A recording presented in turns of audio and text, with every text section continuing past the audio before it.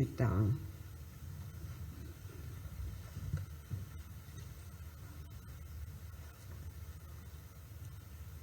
Honorable Ministers of State in the Ministry of Education and Sports, the Chairperson and members of the Education and Sports Committee of Parliament, the Chairperson of Education Service Commission, the Permanent Secretary and your team, the UNEB family present here today, distinguished ladies and gentlemen, good afternoon to you all and happy and blessed New Year. Now let me begin by thanking God as always. Let's thank God and praise Him for the gift of life and for a new year, 2026, and for having taken us through an election season in peace with a victory at the end of it all. Today, we are releasing the results of the 2025 primary leaving examination. The first in the schedule of results of examinations that UNEB is by law mandated to administer. Most of the candidates are the products of the universal primary education, as you all know, a program put in place by the NRM government 30 years ago. Since the inception of UPE, hundreds of thousands of our children who would otherwise have not had education due to challenges of school fees have been able to complete primary school cycle. With the renewal of the mandate now of the NRM government by the people of Uganda, UPE shall continue to play its role in expanding access to basic education for all. The commitment is to have all children attend primary education for free. That's the commitment government is going to have to make sure it really happens. That is, without paying any school fees. Because completely free UPE is both an opportunity and a platform for all children in our homeland to receive foundational learning that primary education is supposed to give. So I take this opportunity to thank the people of Uganda for the overwhelming vote of confidence in the NRM government to guide our homeland on the steady path of socio-economic transformation and a qualitative leap into high middle class status that we're looking forward to. Now, as we celebrate PLE, we must also observe a moment of silence in honor of Honorable Geraldine Vitamazire, the former Minister of Education and UPE. If it's okay with you, please stand up and let's remember Geraldine Vitamazire. May God rest her soul in eternal peace. Please sit down. I now applaud the increase in numbers of children, as you just heard from Mr. Gong. The children completing the primary education cycle and the fact that dropout rate is reducing. This is an indication that more children who started primary 1 in the 2025 primary 7 cohort remain in school to the end of the cycle. As I have stated previously, while I'm certainly happy with the numbers of girls completing the primary education cycle, I become concerned about the fact that the proportion of the boys completing this cycle has been decreasing. Is this purely a demographic matter, or are more boys than girls indeed dropping out of school? Either way, it is important that we establish an evidence-based explanation for this trend. As you heard Mr. Dong say, talking about the inmates taking examinations, that most criminals are men. I don't know whether any parent wants to take that news as news for our country or good news at all. We want all our children to have all the blessings that we want our education to provide, or our government to strive to give to all our children. I am pleased, though, that our children with various forms of special education needs have been in school and were able to sit for PLE. As can be seen from the statistics that UNEB has provided, when the right environment is provided, these children perform as well as those without disabilities. Therefore, this shows that the government's policy on inclusivity and equitable education is bearing good fruit. We must also continue to applaud Uganda Prison Service for providing the inmates an opportunity to further their education as they serve their sentences. I firmly believe, as I'm sure others do, that giving this opportunity is an impactful way of rehabilitating the inmates. The education they acquire should enable them to integrate back into society easily and more profitably and reform into better citizens.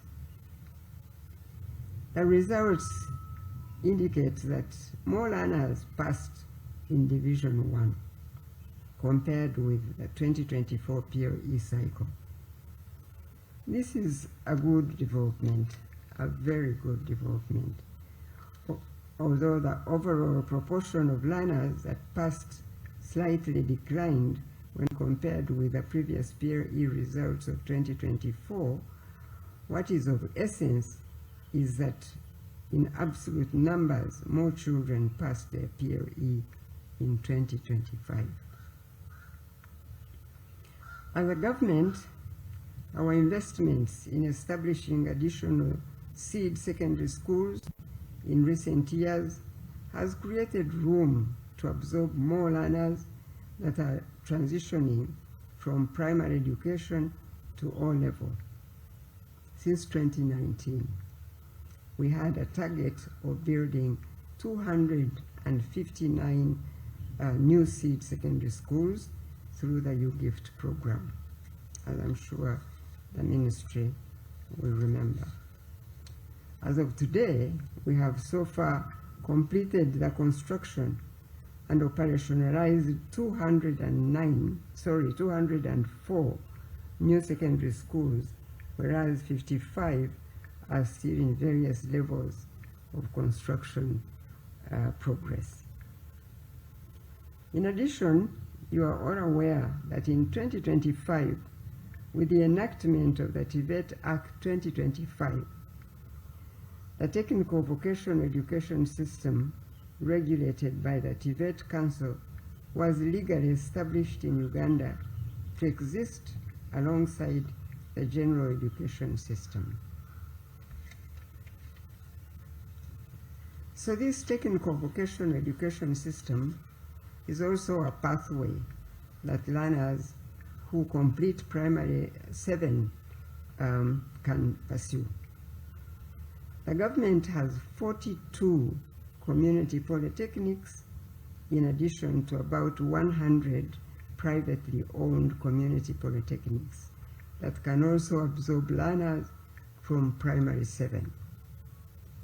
The study duration in community polytechnics is 3 years, upon which the successful trainee is awarded a community polytechnic certificate that is equivalent to completion of O-level. Therefore, I'd like to remind learners who may not transition to either O-level or the vocational education path to take heart and repeat primary 7 so that you get an end of primary education cycle certificate as evidence of attainment of basic competencies. I note that UNEB, just like it was done for the 2024 PLE results, has looked at whether learners had attained mastery of knowledge and skills in the subjects they studied. More detailed analysis has been done on achievements at the various grade levels as well. This is appreciated because we can then understand better the meaning of the grades that our learners attain. From the Executive Director's report, the examination emphasized the competence-based learning approach that the country has adopted, and the questions tested knowledge, understanding, and application of the knowledge to solve problems in the community. This is the direction we are heading, to ensure that the learners at this level are equipped to cope with the requirements of the competence-based curriculum at UCE. It is essential for our teachers, therefore, to adjust their teaching methods to the new realities. The Ministry of Education is implementing various interventions to ensure quality capacity building of our teachers. This is very important for our ministry, but also for the country as a whole. These interventions are part of the National Teacher Policy 2019, whose standards are being implemented through in-service or pre-service training opportunities. I am happy to hear from the board chairperson that for the last 2 years, UNEB has conducted training for teachers from 2 districts selected from those with the lowest levels of achievements. The training can, however, be expanded to all lower performing districts to improve performance countrywide, as shall be done under the ULearn project with the support of the Global Partnership for Education beginning soon. Furthermore, the Ministry of Education and Sports has embarked on reviewing the primary school curriculum to ensure alignment with the revised lower secondary curriculum. This will also be an opportunity for a review of the way learning in primary education is monitored and assessed. I applaud the contributions of the Chief Administrative Officers, the education officials represented here today by some executive committee members of the Inspectors Forum in ensuring the smooth conduct of the 2025 UNEB examination. I am glad that you, the representatives, have been invited to this function. I want you to convey my gratitude to your colleagues for the good work you are doing to uphold the standards of education in your respective local governments.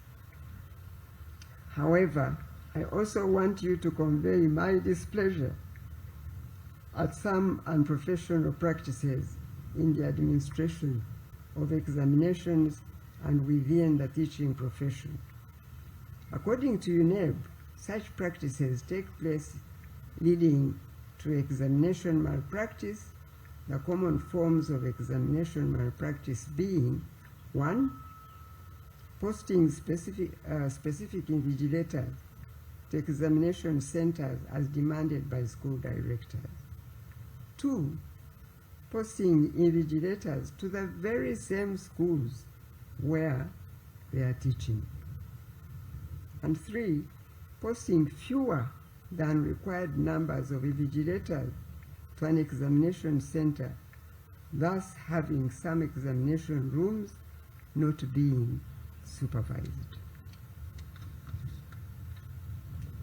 Among the suspects remanded by the courts that we heard about today is a district inspector of schools. Isn't that unbelievable?